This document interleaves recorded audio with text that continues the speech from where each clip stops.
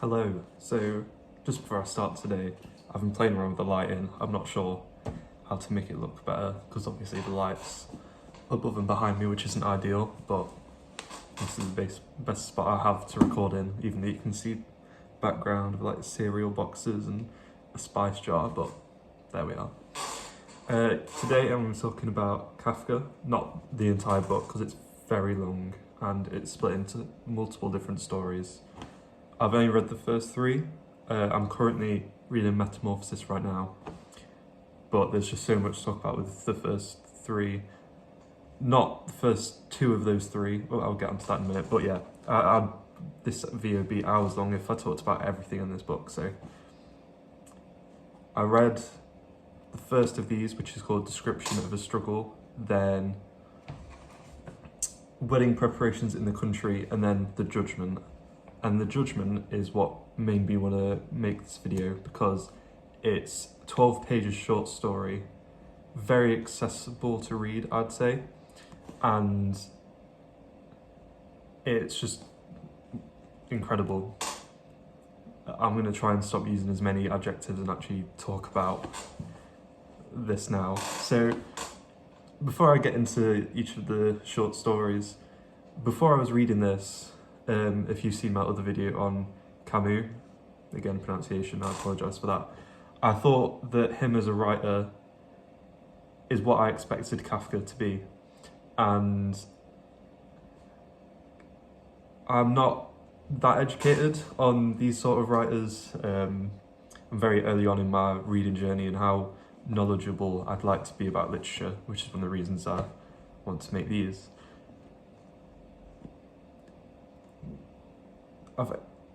Of the books I've read that are sort of in that lane, Kafka has a very distinct sort of writing style, and I'd say the sort of discourse around him is obviously philosophy. He touches on a lot of philosophical elements and themes in his writing, but also his actual writing style itself is it's incredible.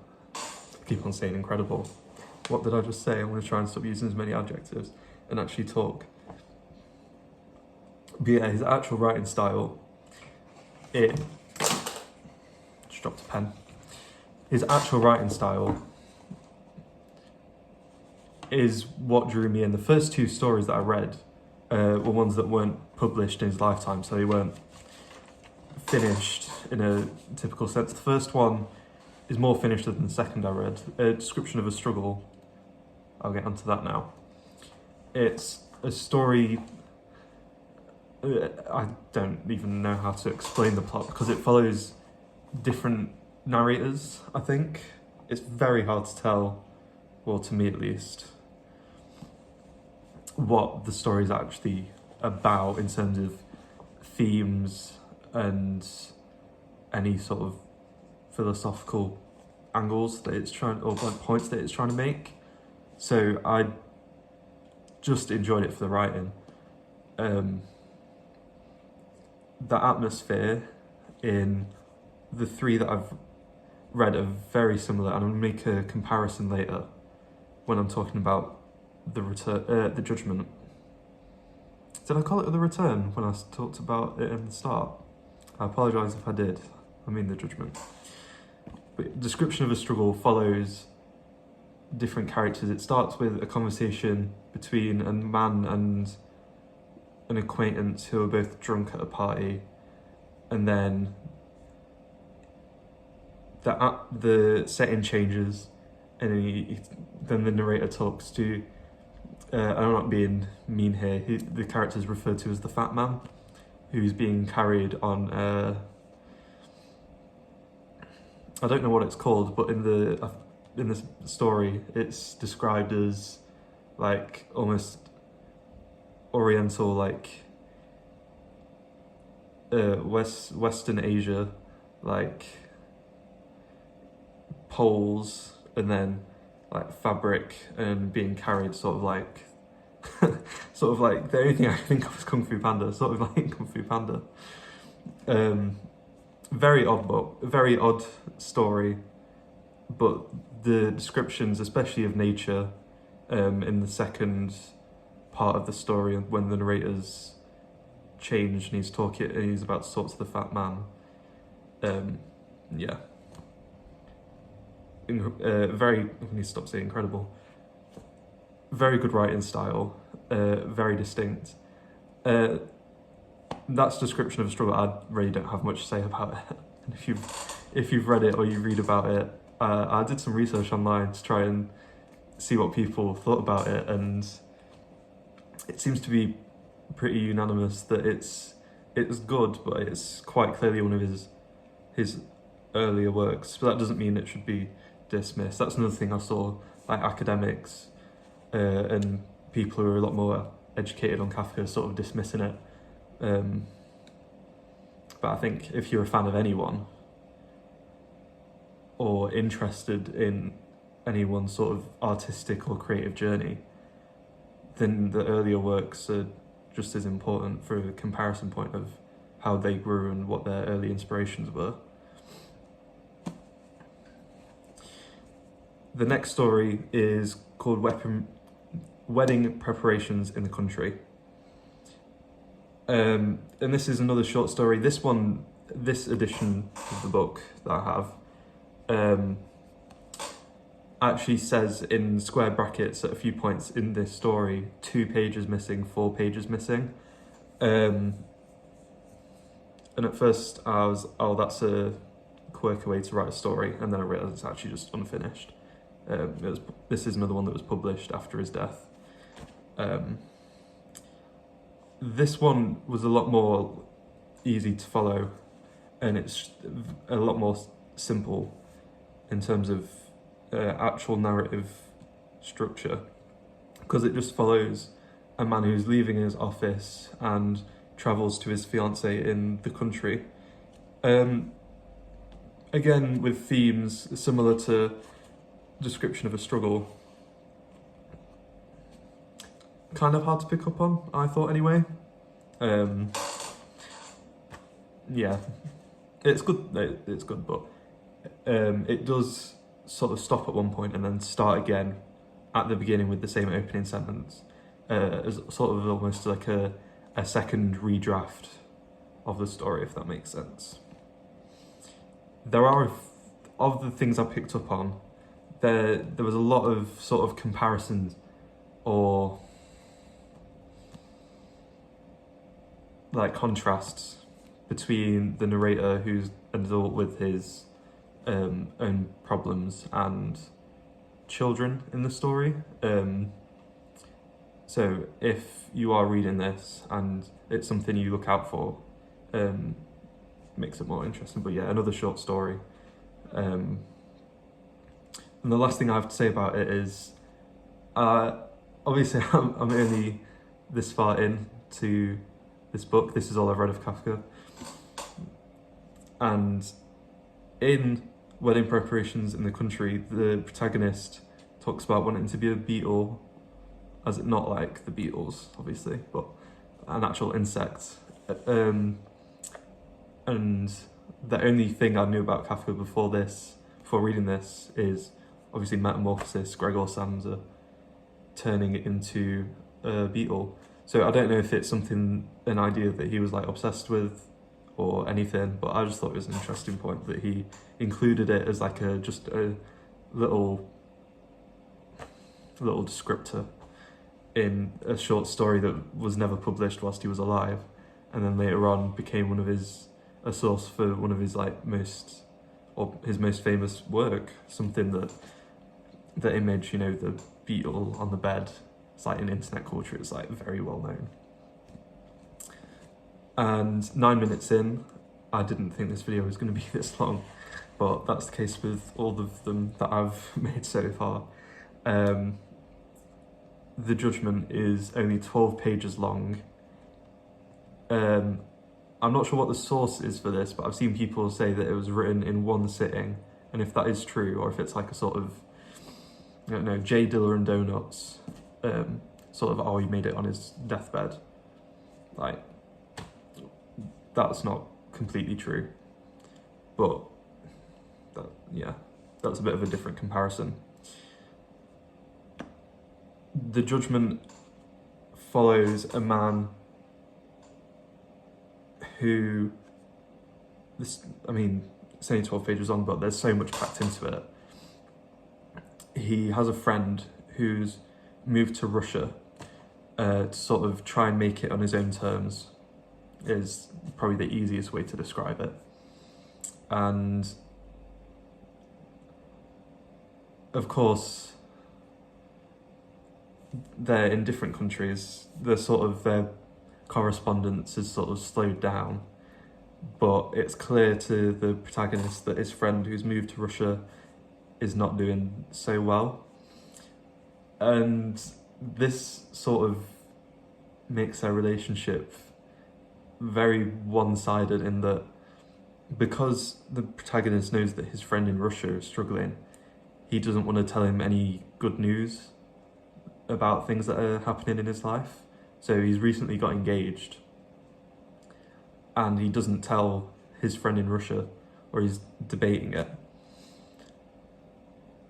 And he's like, oh, am I a selfish person, basically? Or am I actually doing this for the benefit of my friend? And I think it's really interesting how something written in, is it 1910s, 1920s? I'm not sure if I just embarrassed myself there, but oh well. It's a very like universal thing where, if I'm sure at this if you're like similar to me, like 20, it's still young in the grand scheme of things, but it's probably something that you can relate to, and it's just something that I've never seen expressed in such a heartfelt and like harrowing way, almost, because it's very atmospheric. That's another thing about this short story, and this is where the comparison comes in, but I need to give a bit of context first. So the other side to this story is the relationship the protagonist has with his dad. And his dad's like old. He's widowed because his wife and the protagonist's mum has passed away. I don't think it's clear sort of like how recently, but it's semi-recent. And the way the protagonist describes his dad, sort of the halfway point onwards of the story, his dad becomes this like force of nature, and comparison to the first sort of description or like look we get at the dad, he's like this weak, frail sort of man whose relationship with his son's like just normal. I'd say there's nothing like particularly amazing or particularly awful about it. And then all of a sudden it sort of changes, and I would try and click my fingers, but I don't think I can. There you go. It sort of just changes, and his dad becomes this like massive figure. Like there's a disconnect between the physicality, his like actual condition that he's in, and how he treats, or how his son perceives him. And this is where the comparison comes in to a poem called The Prelude, written by William Wordsworth. So if you're from the UK, like me, did English lit in secondary school around the same time as me and all this stuff, and you did the poetry collection called, I think, is it called War and Conflict? Something along those lines. There was a poem in this anthology, and it was an extract from a massive poem called The Prelude, and it follows, well, this is from memory, so I might get this a bit wrong, but this extract follows a young man or boy who steals this boat and takes it on a lake, and then comes across this massive mountain, and he has this sort of epiphany of, oh, this is what nature is. This is the situation I'm in. And it reminded, not only in atmosphere, but also in the way that Kafka captures the idea of parenthood, and this is what I've been trying to get at. The way that William Wordsworth in the Prelude describes the mountain as like a force of nature and this behemoth of a thing, it really reminds me, the description of, or sort of the comparison that Kafka makes between parenthood, as in how kids see their parents, it's very similar to that. And what I mean is, his dad has secretly been corresponding with his Russian friend. Bear in mind, this story is only 12 pages, so it's like amazing how much is packed into it. And it like not be really bad, because it's mind-blowing. His dad condemns his son, and this is where the title The Judgement comes in. His dad, it acts like a judge almost. Bear in mind, he's this weak, frail man. He can't actually do anything to his son. His son feels so condemned when his dad calls him out for being selfish, for not talking to his Russian friend, sort of like abandoning him when he's struggling. It's not a good reason to stop talking to someone just because you're engaged and you don't want to give them good news because they're having a bad time. That's not how friendship works. And his dad tells him to go and die. And this is what the main character does. I think he throws himself into I don't remember. I think he throws himself into a river. I've only just read this story a couple of days ago, and I forgot already. But yeah, I think he throws himself into a river. I think he drowns. And there's an interesting point here, and I've sort of hinted at this already, in that despite his appearance and all of those things, his dad still remains this grand figure to his son. And I think this is, I don't know, probably quite a universal experience. I have a good relationship with both my parents, fortunately. I feel very privileged to be able to say that. But, you know, parents throughout your whole life, I imagine, still have this hold on you. And this is what this story, to me, was about. You know, I'm not saying it's word for word. You know, if I was being selfish and a horrible friend and this, that and the other, if one of my parents told me to go and die, that I'd do it. Obviously not, but it just demonstrates the nature of parent-children relationships and the holds that they have on you. Yeah. Again, I don't want to leave it on a sour note because it sounds like I'm sad about my own parents, and I'm not. Like I said, I've got a great relationship with both of them. Might have even told them about this YouTube channel at some point, so hi if you're watching this, Mum and Dad.